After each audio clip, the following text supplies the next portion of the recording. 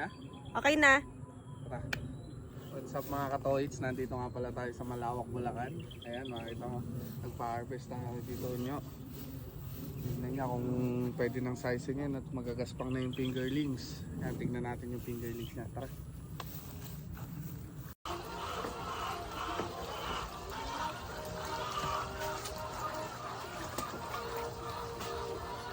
Bibiyahe sila, no? Dapat ikaw bibiyahe mo. Ako kahit kalaks mo. Kasi 7. 38. Magandang nga po mga katohi. Nandito tayo sa mga tal at bumigod tayo ng banana and mais punyelo. Pong delicioso.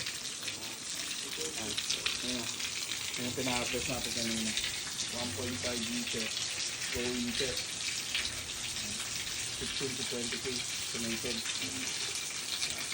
So dito.